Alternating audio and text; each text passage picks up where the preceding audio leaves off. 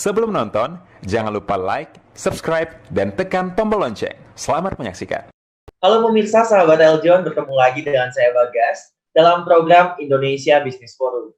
Nah, sahabat Eljon, apakah Departemen Human Resources pada business owner hanya sebatas administrasi personalia saja? Apakah business owner merasa bahwa karyawan merupakan beban bagi perusahaan, bukan aset bagi perusahaan? Nah, sahabat Eljon, untuk itu saya telah menghadirkan narasumber kita hari ini untuk menjawab semua pertanyaan yang tadi saya sampaikan. Beliau adalah Bapak Benny Cuaca, yang merupakan Direktur Eljon Academy, Divisi Productivity and Performance Mentoring. Nah, halo Pak Benny. Halo Bro Bagas, sampai Eljon, apa kabar? Sehat? Sehat, luar biasa. Pak Benny sehat ya, Pak? Oke. Sehat. Nah, kali ini kita akan membahas mengenai human resources dan human capital ya, Pak ya. Untuk itu, saya langsung masuk saja nih Pak ke pertanyaan yang pertama. Sebenarnya apa sih Pak personalia itu? Oke, Bro Bagas, sampai Eljon, terima kasih. Jadi awal pertama kali Bro Bagas, itu istilahnya HRD, kalau Bro Bagas pernah dengar ya di perusahaan-perusahaan yang mengatakan, saya di bagian personalia, saya di bagian HRD, saya di bagian OHCD. Nah, awal mula pertama kali itu Bro Bagas, dimulai dengan personalia terlebih dahulu Bro. Nah, personalia itu secara job description-nya itu secara global itu adalah mengurus hanya kebutuhan people Bro, kebutuhan people. Jadi menurut saya personalia itu merupakan gabungan mengurus absensi people, yang sakit, izin gitu ya, dan digabungkan dengan sedikit bagian general affair, bagian umum. Bercampur-campur lah jadi personalia gitu loh. Nah, di situ hanya mengurus bersifat administratif. Itu awal mula pertama kali daripada personalia Bro Bagas, sahabat Eljon. Oke, baik. Berarti sesuai dengan namanya ya Pak, personalia. Dia lebih ke personal misalnya ya, seperti absensi gitu ya. Oke, nah, itu personalia sahabat Eljon. Lalu kalau human resources itu sendiri apa Pak? Nah, dari personalia, perusahaan-perusahaan itu merasa selama ini personalia itu nggak bisa memberikan kontribusi terhadap pertumbuhan perusahaan.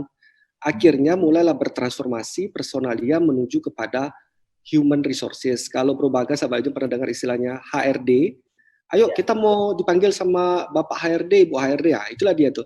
Jadi human resources itu, Bro Bagas, sahabat Eljon ya, sumber daya manusia, human resources, mulai mencari sumber daya manusia mana yang kurang lebih cocok sesuai dengan bidangnya. Nah, itu masih HRD. Jadi sudah mulai lepas, masih ada bagian-bagian administratif yang dikerjakan oleh HRD, tapi mulai bertransformasi ke arah mencari people-people yang mulai kompetennya sesuai dengan bidangnya tadi. Nah, kalau personalnya tadi Bro Bagas, dia hanya murni, pokoknya administrasi doang, administrasi, bagian umum, sudah, itu selesai. Tugas gue cuma itu tok. Nah, kalau HRD sudah mulai mencari, siapa ya yang cocok ya di bagian ini ya? Kira-kira kompetensinya pas nggak ya di posisi ini ya? Nah, hanya di situ doang sih Bro Bagas. Nah, sekarang di dunia bisnis saat ini, rata-rata masih banyak perusahaan-perusahaan yang memakai kontennya XR, kontennya HRD sih. Oke, Bro Bagas. Oke, berarti sekarang sudah banyak berkembang ya Pak, menggunakan HR kontennya ya, konsepnya bukan personalia lagi ya Pak. Betul. Oke, nah Pak Benny, lalu apa sih Pak bedanya dengan human capital? Nah, kalau sudah masuk human capital Bro Bagas, inilah yang menurut saya ya, manusia sebagai aset. Human adalah menurut saya, kita terjemahkan aja lah ya Bro Bagas, sebenarnya human itu adalah manusia ya. Kapital itu modal gitu loh Bro, modal. Nah, human capital. Jadi sudah berasumsi, sudah berpunya mindset lebih tepatnya itu adalah people adalah aset bagi perusahaan. Jadi bukan lagi kontennya itu adalah people itu cocok di tempat yang mana, posisi yang mana, jabatan yang mana, bukan, tapi aset. Nah, kalau kita bicara aset Bro Bagas, seperti misalnya Bro Bagas punya mesin, beli mesin ya, kita beli mesin. Nah, kalau mesin itu adalah salah satu aset bagi perusahaan. Nah, mesin pasti harus mempunyai output kan ya, pasti harus memberikan hasil bagi perusahaan. Nah, sekarang people itu harus memberikan kontribusi terhadap bisnis impact pertumbuhan dari perusahaan tersebut, Bro Bagas. Jadi tidak semata-mata hanya mencocokkan, oke, job desk ini cocok sama si A, kompetensinya gini. Bukan. Tapi ada nggak dengan hadirnya si A tadi di perusahaan, bisa nggak membuat bisnis impact itu perusahaannya bertumbuh. Nah, itu sudah benar-benar pola pikirnya itu, mindset itu adalah dengan hadirnya si Benny, dengan hadirnya si Bro Bagas ke dalam perusahaan, bertumbuh nggak tuh margin? Bertumbuh nggak tuh bisnis? Nah, itu human capital, bro. Nah, otomatis kan kita harus bisa membedakan treatment. Kalau perusahaan-perusahaan masih memperlakukan manusia itu bukan sebagai aset, tapi sebagai liabilities, wah, bayar gajinya Bro Bagas mahal, bayar gajinya Pak Beni mahal, kayak gitu. Nah, kalau berpikiran seperti itu, mereka masih menganut konsep XR, belum human capital. Kalau human capital Bro Bagas, oke, gajinya Bro Bagas, contoh ya Bro Bagas, kita simulasi ya. Oke, gajinya Bro Bagas misalnya kita asumsikan 50 juta satu bulan. Mahal nggak? Mahal kalau Bro Bagas hanya bisa memberikan benefit terhadap pertumbuhan bisnis itu di bawah 50 juta. Dengan hadirnya Bro Bagas 50 juta, perusahaan cuma bertumbuh misalnya cuma 10 juta rupiah. Pasti mahal.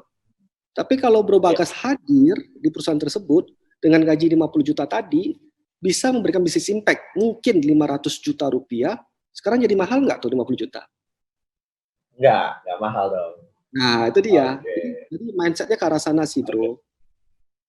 Nah, Oke, jadi menjadikan karyawan sebagai beban ya Pak, tapi merupakan aset.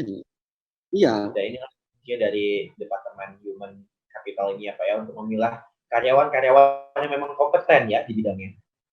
Iya, bro. Jadi bukan hanya karyawan yang bersifat Bro Bagas yang datang pagi, selesaikan dia punya job desk, setelah itu pulang, bersifat administratif. Loh, Pak Beni, kan saya bagian supporting, bagian belakang, back end, bukan bagian sales. Gimana dong, Pak? Mana bisa saya bisa memberikan bisnis impact? Bisa jawabannya, bro.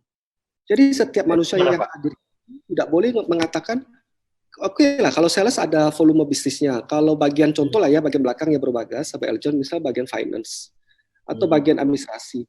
Nah, mana bisa saya kasih bisnis impact Pak Beni? Bisa. Caranya gimana? Simple. Bisa nggak tadi bagian finance tadi, bagian administratif tadi itu membuat satu jenis pekerjaan itu biasanya dikerjakan selama 5 jam, bisa nggak sekarang satu jenis pekerjaan diubah dari 5 jam menjadi 3 jam saja? Diimprove kan? Mungkin yang dari satu jenis pekerjaan dikerjakan oleh 10 orang, bisa nggak sekarang jadi 3 orang saja? Nah, hal-hal seperti inilah yang kita bisa memberikan kontribusi ke perusahaan Bro Bagas sampai Eljon, sehingga cost-nya itu kita bisa lakukan efisiensi. Kan dua Bro Bagas sampai Eljon, kalau sales itu meningkatkan revenue, ya kan? Omset. Nah, yang kita supporting adalah bagaimana cost tadi itu, biaya-biaya tadi, beban tadi itu kita bisa reduce Bro Bagas. Nah, tapi kalau sekedar datang, job desk saya apa Pak Beni? Saya kerjakan ini, setelah itu saya pulang, selesai.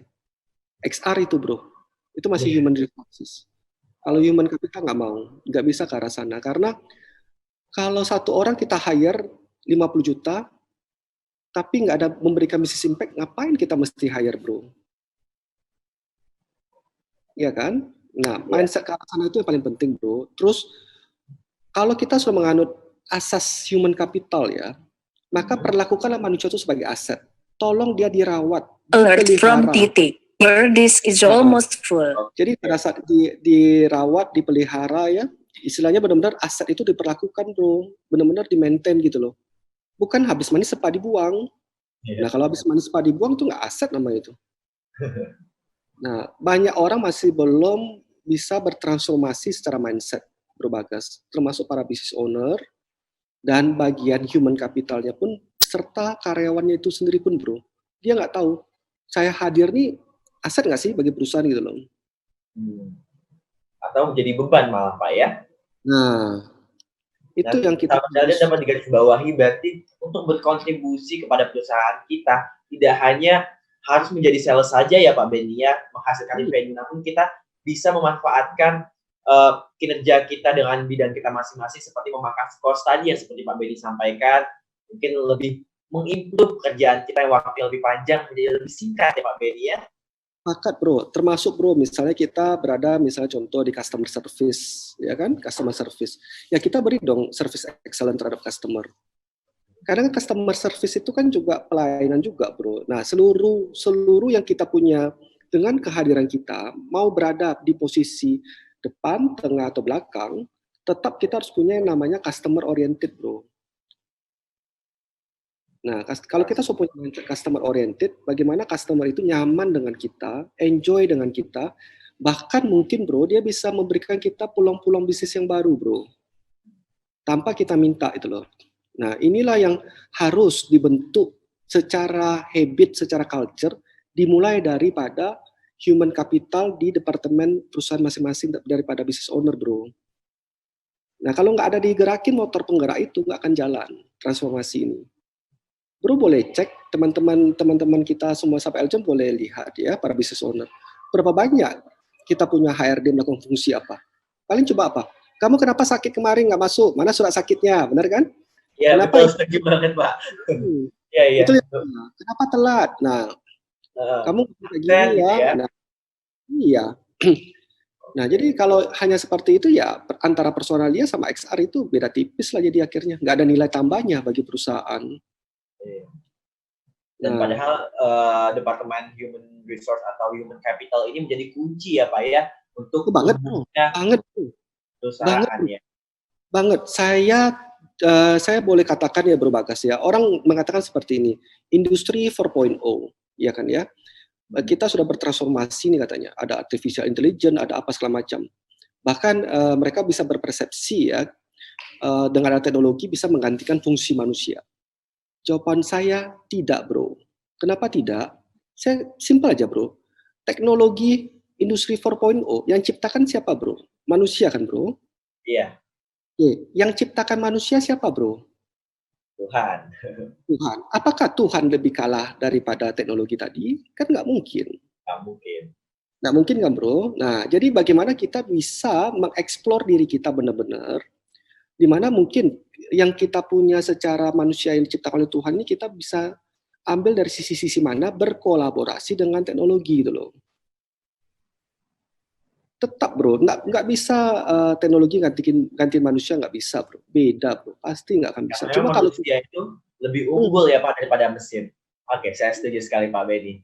Baik Pak Benny, terima kasih banyak seru sekali perbincangan kita di segmen pertama ini. Nah sahabat Eljon, kita akan membahas lebih jauh lagi mengenai tema kita kali ini setelah pesan-pesan berikut ini. Jadi jangan kemana-mana, tetap di Eljon TV.